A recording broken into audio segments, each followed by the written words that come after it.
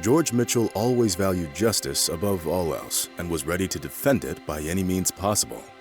While still in high school, he was the only one not afraid to stand up to Simon Parker, the rich kid who bullied all the quiet students in his class. Jane Lewis was a modest girl of a small stature who couldn't fend for herself, so she got the worst of it. Having noticed how weak and insecure his classmate was, George immediately came to her defense, having turned into her personal guardian angel. Thanks to George's help, Jane could calm down and direct all of her energy to her schoolwork, which she wasn't all that great at. George and Simon disliked each other at first sight, and this animosity continued throughout their entire childhood. After graduating from school, the young men went to the same university, which they both successfully graduated from. Although, to make it happen, Simon had to use his father's connections, while George had to apply himself and actually study. Unfortunately, Jane couldn't attend college, and the main reason for it was her parents' inability to pay for it. Time flew by, constantly adjusting the lives of the heroes of our story.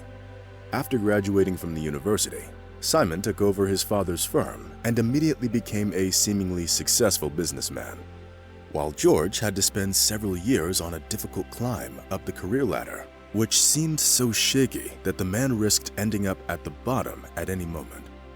Having endured all the hardships, the determined young man achieved success and became the director of a construction company that was well known in the financial circles of the city. While Simon was simply spending his father's money, being a mindless figurehead in his company, George accumulated his capital bit by bit, hoping to reach financial prosperity one day. The difference between the former classmates was striking, because they were still the complete opposite of each other, just as it was back in school. Unlike Simon, George Mitchell got married as soon as he became successful. The man valued family above all else and couldn't wait to start his own with a beautiful woman named Monica. The woman worked in a modeling agency. She was well aware of her beauty and knew how to use it to charm virtually any man. George was no exception. Thus, 6 months after they met, he proposed to Monica.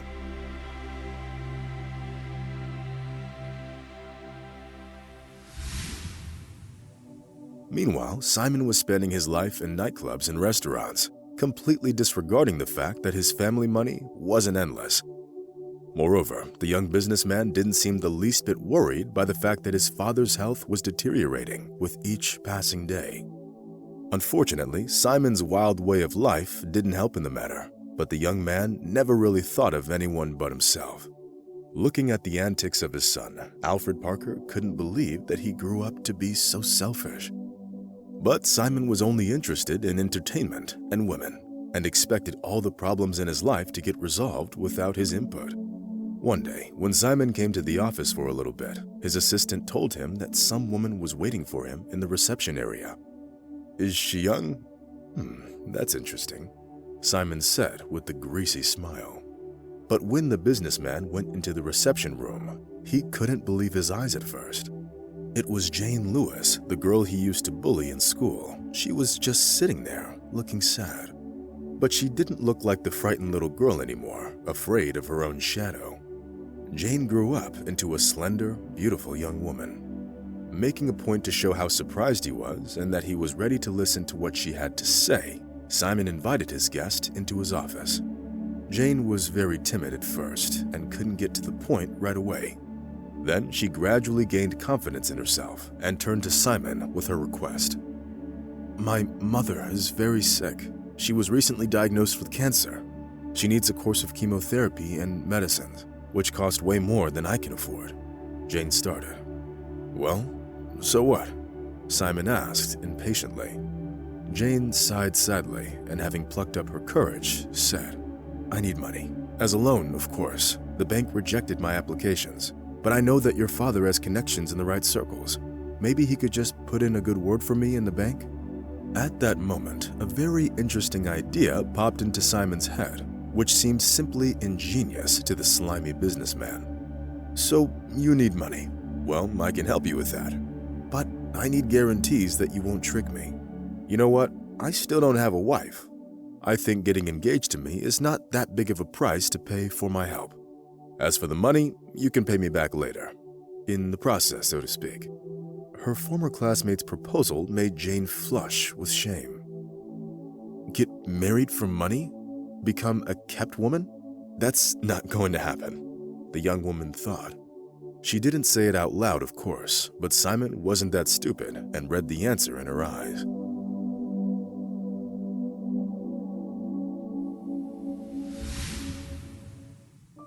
Having said a polite goodbye, Jane left the office, still feeling the appraising look of the young womanizer. The young woman knew that there was nothing in this world that would force her to get married for money, especially not to someone like Simon. Not knowing where to turn for help, Jane slowly walked down the street. Bitter tears were flowing down her face, which made passers-by avoid her like a leper, as if afraid of contracting the virus of grief and despair. Suddenly, someone slightly touched the woman on the shoulder, forcing her to stop. Jane looked up and saw George Mitchell standing in front of her. The young man was wearing a business suit, and his whole appearance radiated confidence and prosperity. Seeing tears in the eyes of his former classmate, the businessman took her by the hand and led her to his car, where he put her in the passenger seat and let her calm down. "Well, are you going to tell me what happened?" George was the first one to break the silence. Jane couldn't stop sobbing as she told the young businessman everything. If the young woman only knew that George was a successful businessman now, she would have never have turned for help to that awful Simon. Having heard Jane out, the businessman thought for a minute and said, "Well, I can help you and pay for your mom's treatment. The only condition is that you'll have to partially repay me. I'm offering you a job as a housekeeper at my house. And I don't mean anything inappropriate by that. Don't worry, I'm a married man." Jane's lips immediately stretched into a sweet smile, which made her look even more beautiful. Of course, the young woman accepted George's proposal, since it didn't infringe on her freedom and didn't hurt her dignity. As soon as Jane moved into the businessman's house, he immediately transferred the entire amount for Penelope Lewis's treatment to the clinic's account. "Thank you, George," the young woman whispered with tears in her eyes. But the young businessman just brushed her off. He was used to helping people. It came naturally to him. But as soon as Jane appeared in George's house, his wife immediately noticed the new housekeeper. Monica disliked Jane at first sight and never missed a chance to show it. But the young housekeeper was very patient and a hard worker, so she tried to simply ignore the nitpicking of George's wife. Her mother's health was more important to Jane than anything else, so it wasn't all that hard for her to endure the temporary discomfort.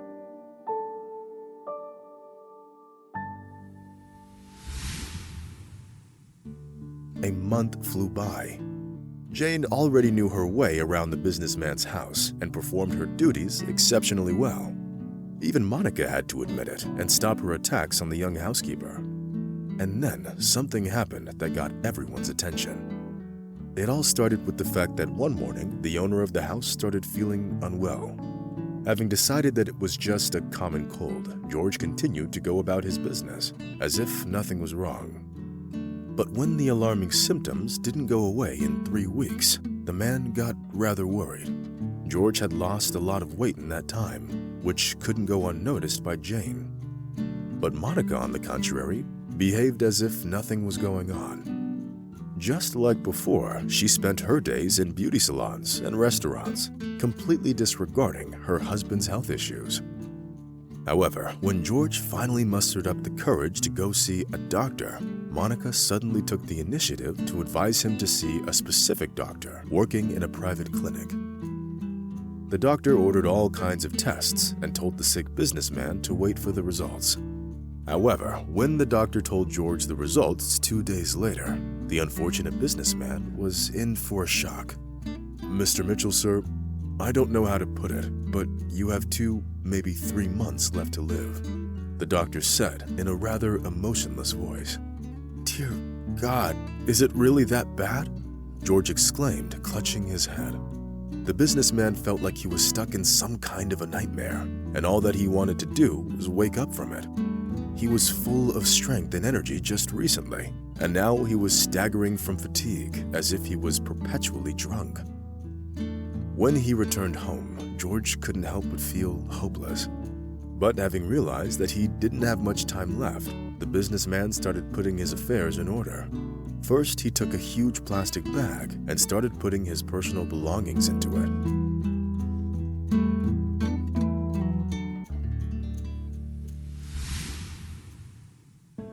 "What are you doing? What's all this about?"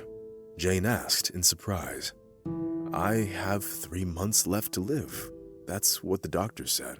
I won't need any of these, so I decided to take them to a homeless shelter," George answered sadly.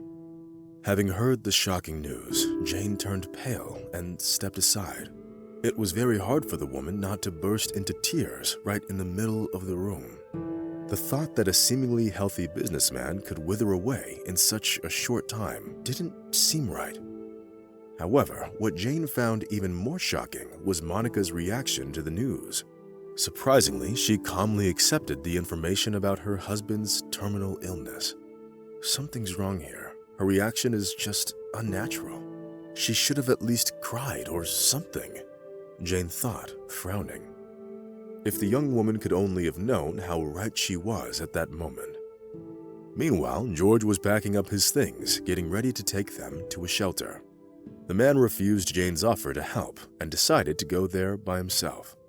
But that didn't upset the young housekeeper, because she actually had different plans that day. Jane intended to follow George's wife, who had been acting very strangely lately.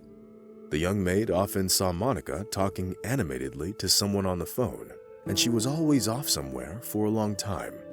And now, as George left for the homeless shelter, his wife quickly got dressed and left the house.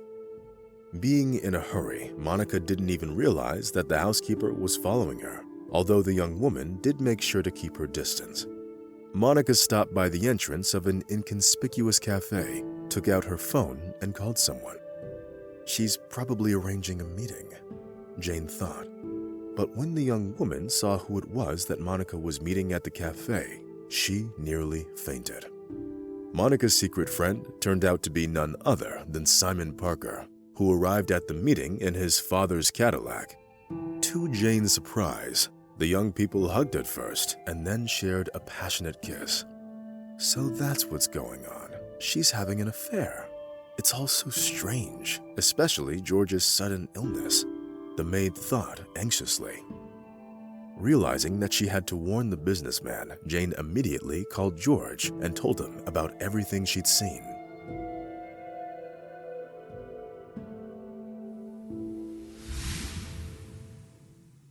George had just arrived at the homeless shelter and handed over his things to the volunteer. The unfortunate businessman was truly shocked by the news the housekeeper shared. He went out into the fresh air in order to get his bearings and analyze the situation. Despite feeling unwell, the businessman took Jane's words very seriously and decided to hire a private investigator to figure out what exactly was going on.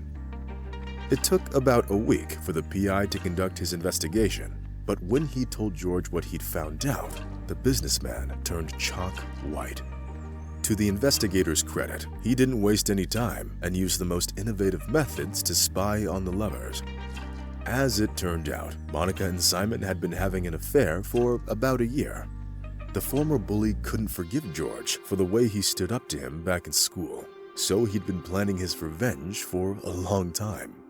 After learning that Monica was married to his school nemesis, Simon decided to seduce her and make her his mistress. Moreover, Simon didn't just want to get revenge. He also wanted to get his hands on George's money and business. But even Simon didn't expect that Monica would offer to poison her husband with a special substance, traces of which would be almost impossible to detect in the blood. Unfortunately, the doctor who examined George was also in on the plan. The couple had bribed him. Thus, the cunning doctor deliberately misdiagnosed the businessman, claiming that he was terminally ill. In fact, it was the poison that Monica was regularly giving her husband that was responsible for his symptoms. Having learned about what Monica and Simon were up to, the first thing that George did was go to the nearest police station. Then, the businessman went to the clinic, where he got his stomach pumped and several IVs to relieve the effect of the poison. Jane was by George's side through all of it. After she helped George find out the truth, she'd become like a guardian angel to him. A month flew by, which completely changed the lives of everyone in this amazing story. Monica and Simon pleaded guilty in court to cut their sentence short. Meanwhile, George and Jane realized that they developed feelings for each other and decided to move in together, hoping to spend the rest of their lives together and without any more unfortunate adventures. Looking at the happy couple, one could be sure that there would be no more lies and deceit in their lives, and that their hearts would beat in unison for many years to come.